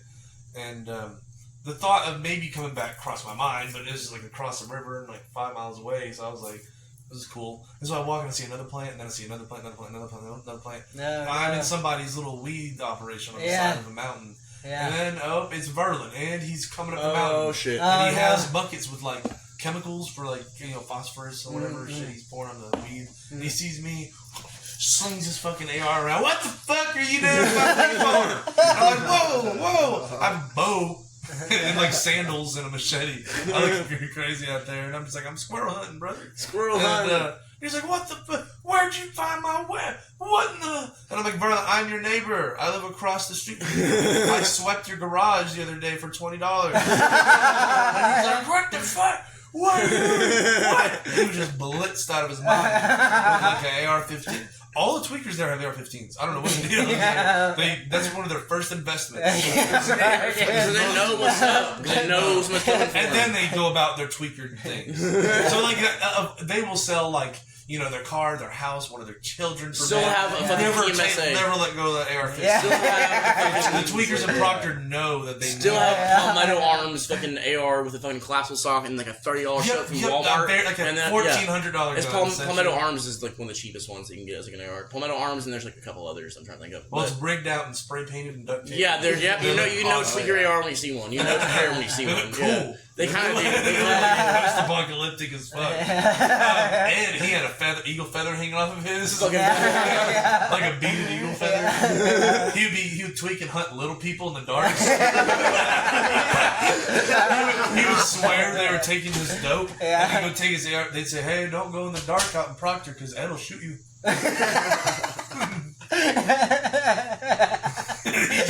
He's walking around off his mind on that was my ex family, just to be straight, they were always nice to me. They were great people, crazy. But I love them. I would do anything for them. And my ex, I hope she's doing great. I haven't heard from her in a while. I hope she's doing alright. But her Uncle Ed is insane. And he'd always come around, and he knew I was like the only one that didn't do dope around there. And he'd be like, I'll give you first time deal. And he'd pull out a little baggie out of his coat. And he'd open up his coat, and he'd pull out a little baggie like a stereotypical drug dealer. And with the AR-15 with the eagle feathers slung across his shoulder. And his eyes were all mushed in and cross-eyed because I guess a year or two previous, him and another one of her uncles, they were horseback riding, and they had they had some M19s or whatever. Or is that what they call them? Wait, what do you mean? Like 1911 or what? 1911 is the 45. Yeah. Okay, It's a big old hang-up. Big old That's right. school Yeah. So they grandpa's were running around with hang-up, 45s, just tweaking in the sunset on the hills of Proctor. pretty cool evening. That's kind of badass, actually. Just cruising around, like, they'll stop under that oak tree, take another hit. And so they just post up on cowboy style, and they're just rolling a bowl. Hey, keep that wind off me. Using their hats to cover it and shit. And then one of them, they get into an argument about some shit. Oh, you took too much of a hit, you piece of shit. And so now they're on a hillside, and then one of them like slaps one's horse and makes him run away. And he's like, you son of a bitch. And he tries to shoot him and slaps the gun away, and now they're tussling. One of the uncles is 5'0", but he's a former like state champion wrestler. You get shot climb up you like a bear and carry you out. get shot to that guy. Jesse? Yeah, Jesse's cool. I met him. Yeah. Jesse Mouse, you're a badass motherfucker. He's at Walmart. If you make eagle noises, he'll make eagle noises back at you. If you yell in Walmart in Tahlequah, he will holler back. Over by the donuts. Love that man. And so he fucking boinks his eyeballs out. And not Jesse's. His eyeballs are good. The other guy, Ed, Jesse was on top, and he's like, "You son of a bitch!" And he's gouging his fucking eyeballs out with his thumbs. Jesus Christ! And Ed like can't even see. Now he's on meth. And Can't he's see. blind. And his horse is like miles away now. And Jesse won, so he rode away on the horse with the meth and the guns. I'll see you at grandma's and I'll shoot your ass. Because they have the same grandma. I'll get my eyesight back. I'll fucking. Look, I get glasses, I'll shoot you. And so now he has like extremely strong like Bubbles grade glasses from Trailer Park Boys. He's like football glasses. And he's cross-eyed, and he's methed out, and he looks like a native Bubbles from Trailer Park Boys. You get first time discount. His eyes are all looking huge because they're like magnified and cross-eyed. Looks insane. Just scared. One time, my mom came to visit me out there. We were just driving around. I was showing her the scenery. It looks nice out here. We're on a random dirt road, and you see a man walking. And I'm like, oh fuck, that's Ed. And so we're just driving by, and he like looks at us, and he has an AR-15 on his shoulder, and waves at us. My mom's like, dear Lord. And I'm like, oh, that's Ed. You can just tell him, and he just stands out real easy. That is Ed right there. One time, I just found a full pack of cigarettes out there on a dirt road. Don't curb Davey. Huh? Don't curb Davey. Oh yeah, I wouldn't. I'm not. Well, yeah, and I just found fucking meth in a pack of cigarettes just out in Proctor. Oh so my you God. know some tweaker was really unhappy. Yeah. Very unhappy. Maybe that was the road I saw Ed on a few weeks later. He was looking for it. Pyramid. Same thing. Oh, so Varlin Little John would tweak out in his grandma's shed, and he'd blast music to cover up the plasma torch when he was cutting up children's bicycles. Oh my gosh! And, you'd be listening to like Primus and shit at like 3 in the morning. So from like 10 p.m. to 4 in the morning, we called it like. We would make up a number. We'd be like 95.3 tweak your radio. And so we'd sit on our porch, smoke cigarettes, and just listen to Varlin's like music. Just it lit up the whole valley. It's like a music concert. My name is Boom. Just loud. We're like, hell yeah. Jerry was a race car driver. Oh yeah, man. And, Alice in Chains. Yeah. Here comes the roaster. Yeah. And then he'd come out and be like, hey, is it too loud? And we're like, no, you're good. Keep going, bro. And then like him and 6 guys with a bunch of chopped up metal go back to drop it off at the... And make their paycheck. A hard-earned paycheck. Yeah. Let's split $150 between us 5 men for like 3 days of sweaty hard work. Yeah. Making like middle-class kids in Tahlequah's lives A little bit nightmare, sadder because they don't have their bike. Just lowering the property value. Just bringing some bad childhood trauma out. It's funny to think of them like physically like pushing the kid off and being like, Yeah. I mean, after they there's probably fewer bikes after a while. So Hey, wait. So take them when you see Hippie them, was right? part of bike theft ring too. what is it? Hippie was also part of bike. You had your own bike theft ring for a little bit. Didn't you? Well, not a Not like that thing, but you had a little hobby. You had a hobby. So, this is the crazy thing about so you every other night, at least once a week, you would see drones like Oh, shit. fly up and down the valley and do a whole circle all the way around. And we call those Proctor shooting stars. And what it was is Verlin driving his little thing to check the perimeters, make sure there's no enemies about. All these tweakers knew each other personally, and they were most scared of each other at all times, and were all paranoid that one was trying to get them at all times, and they weren't. They were all extremely Verlin, he likes to break in through the walls, and he'll take the bolts off the side of the tin. They know his method. Yeah, I don't know how he breaks in. And you see Jesse, he'll come in through the ceiling. He'll take your shingles off. That's why he's all small. They call him Jesse Mouse for a reason. So, like, they're all experts on each other's tweaker methods. And so Verlin's flying his little drone around to make sure there's no enemies about. And so he would cook a bunch of dope up in the barn, and he would exchange it in duffel bags. He'd go out to the river, take his canoe, and then meet at a little fucking island of a gravel bar, a mile down the Barren Fork River, with some random vague different customers. Some Russians in a canoe would come up. Some random maybe MS-13 would paddle up a canoe up the Barren Fork. There's this guy. You gotta meet him. I trust him. He is the man. This guy Berlin is mucho loco. Berlin is very crazy. Hey, Pablo, why are you in a fucking canoe, man? This way, man. This is not good. And then Berlin's like flash spotlight under the. Are you the guys? Are you the guys? And he's making like frog noises. He's like. And then that one Mexican's like, I think that's him. He's a weird guy, but he has the best meth. I swear. And so Verlin just comes up and he's like, y'all got your stuff, Padres. That's what he flies his drone around and do his deals and make sure Ed's not out there hunting little people, high meth. Make sure Jesse's not out there with his World War II sniper rifle.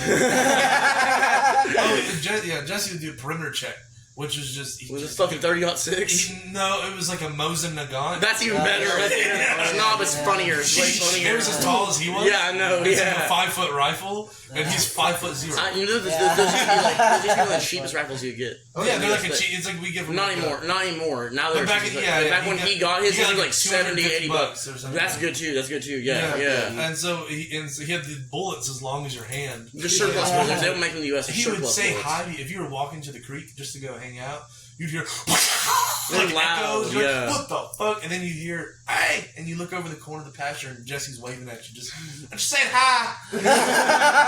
Just shot at you with a World War II. Mosin Nagant 7.60 by 5.4 millimeter bolt action. Whenever none of the other tweakers are there, Verlin will meet you in a canoe with a duffel bag full of meth. Fucking proud hero. There's a lot of shit going on in Proctor, guys. I'm probably gonna get killed. You won't hear me on the episode. Yeah, we're actually replacing you with Josh. Well, make sure you can do the impressions and stuff. He's gonna do his goddamn best. I'll put him under pressure. Here's my impression of a Mexican. Hola. And it's just no different accent each time. Just straight autism accent all the time. Just dead face. Here's my impression of a Chinese person. Ching chong bing bong. It would be that accent. Yeah. You know, he'd be like, ni hao.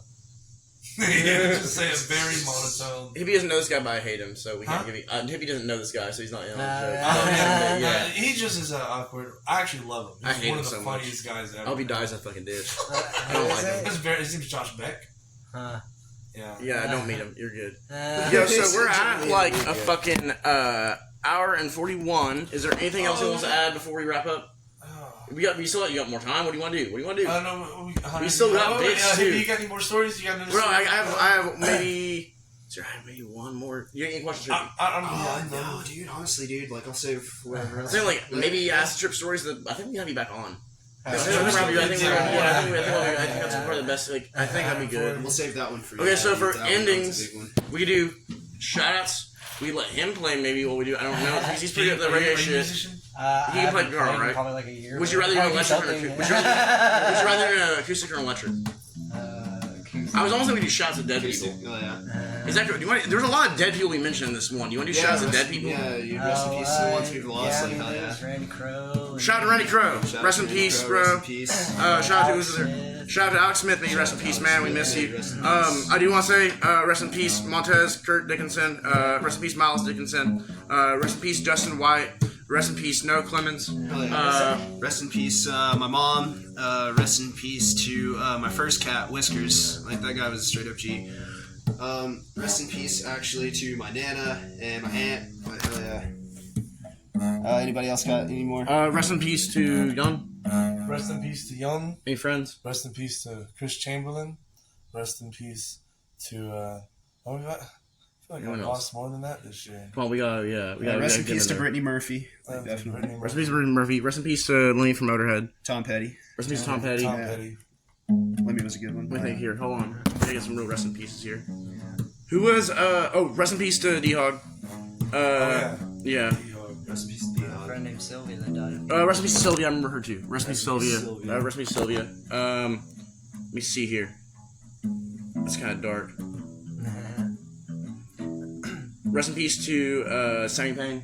It was like there's his dad, right? Oh yeah. Rest in peace to him. Rest in peace too. You get all excited like that. After Kurt died is when I started growing mushrooms. Kurt was one of those bass motherfuckers I knew. Pushed me. Like, I was just like, you know what? It's like, dude, like that's what I decided to do about it. It's kind of weird, but I was like, I'm actually gonna do it. And I was like, fuck it. You know? Rest in peace to Philip Bange from Tacoma, Washington. Rest in peace to Philip Bange from Tacoma, Washington. Rest in peace to... I think I lost someone else. I do kind of a lot. Rest in peace to Richard Corbell. That's Taylor's dad. Shout out to rest in peace Cooper, this dog that died in Proctor from a rattlesnake bite. Rest in peace Cooper, Henry's dog that died at your house. Rest in peace to Mika Sumner, Henry's mom. Rest in peace to... Darcy. Rest in peace to Darcy, Sean Sundowne's mom. First friend I ever had died, Miles. Rest in peace, I threw him in there, but rest in peace Miles again. I miss him so much. I still have his BDU and one of his knives. I'll always call him. Yeah. He's a good guy. What a sad way to end the podcast. Well, but hey, when God closes one door, he opens up another, right? Sometimes God says things on people. It's not always what we think. It could be shit that happens. It's kind of supposed to happen, but it sucks anyways. I think he really hates me.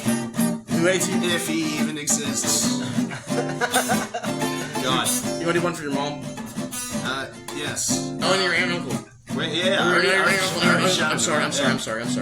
We already gave a shout out to them. I'm trying to think of anybody else that are missing. I know we brought up the whole Brittany Murphy thing, but we already brought that up as well. Let's see, I don't know, man. Rest in peace to all those who have come before us and all those that will go after us. Like, hell yeah, dude. Rest in peace to my Papa Frank, my Grandpa Royce. Rest in peace to anyone that's about to die after they listen to this.